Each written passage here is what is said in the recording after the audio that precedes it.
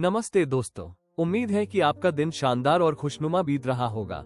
और अगर नहीं तो याद रखें, हर दिन एक नई शुरुआत होती है और आपकी मुस्कान इसे और खूबसूरत बना सकती है।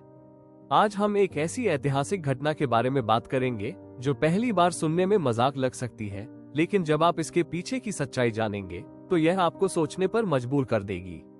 जी हाँ, हम बात कर रहे हैं 1932 के द ग्रेट ईम्यू वॉर की, एक ऐसी लड़ाई जिसमें ऑस्ट्रेलिया की सेना और बड़े पक्षियों का सामना हुआ था। ये कहानी हमें एक अजीब लेकिन महत्वपूर्ण ऐतिहासिक सबक देती है। आप सोच सकते हैं कि इंसान और पक्षी के बीच जंग कैसे हो सकती है, पर हकीकत यह है कि यह सिर्फ मजाक नहीं बल्कि एक वास्तविक युद्ध था।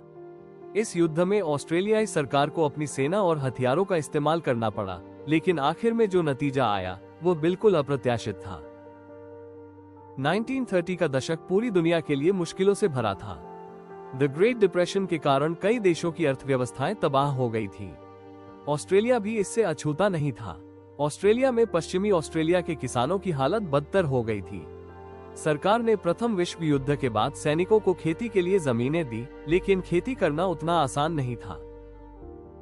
1932 तक हालात और खराब हो चुके थे। तभी एक नई समस्या आ खड़ी हुई, ईमू पक्षी। ईमू, जो शुतुरमुर्ग की तरह बड़ा और तेज दौड़ने वाला पक्षी होता है, बड़ी संख्या में पश्चिमी ऑस्ट्रेलिया के खेतों में घुस आया।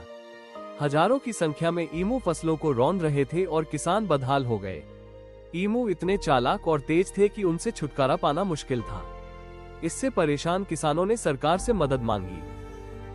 सरकार ने समस्या का हल निकालने के लिए एक अजीब फैसला लिया, ऑस्ट्रेलियाई सेना को ईमू पक्षियों के खिलाफ तैनात करने का। नवंबर 1932 में मेजर जीपीडब्ल्यू मेरेडिथ के नेतृत्व में सैनिकों की एक टुकड़ी भेजी गई। उनके पास 2 मशीन गन और 10,000 से ज्यादा गोलियां थीं। योजना थी कि मशीन गनों से ईमू को खत्म कर दिया जाएगा। लेकिन कुछ ऐसा हुआ जिसकी किसी को उम्मीद नहीं थी।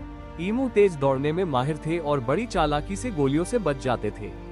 जब सैनिक गोलियां चलाते तो ईमू झुंड बनाकर बिखर जाते, जिससे उन पर निशाना लगाना मुश्किल हो जाता।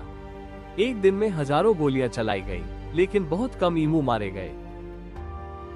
मेरेडिथ ने बाद में मजाक में कहा था, अगर हमें एक सैन्य टुकड़ी मिलनी हो तो हमें ईमू को ही भर्ती कर लेना चाहिए। कई दिनों की नाकाम कोशिशों के बाद सरकार ने आखिरकार ऑपरेशन बंद कर दिया। ईमू जीत गए और इंसान हार गया। ये युद्ध दिखाता है कि प्रकृति को काबू में करने की कोशिश हमेशा सफल नहीं होती। सरकार को पहले ही किसानों के लिए दूसरे उपाय निकालने चाहिए थे, बजाय सेना भेजने के। जानवर भी परिस्थितियों से लड़ सकते हैं और कभी-कभी इंसान से भी ज्यादा समझदार साबित हो सकते हैं।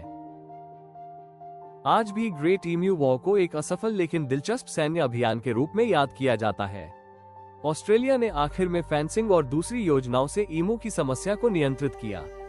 लेकिन ये घटना हमें याद दिलाती है कि हर समस्या का हल गोलियों से नहीं निकाला जा सकता। तो दोस्तों, इस कहानी से आपको क्या सीखने को मिला, नीचे कमेंट में जरूर बताएं।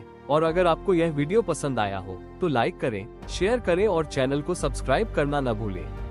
मिलते हैं अगले वीडियो में, तब तक के लिए खुश रहें, सीखते रहें और इतिहास से जुड़े दिलचस्प किस्से जानने के लिए हमारे साथ बने रहें।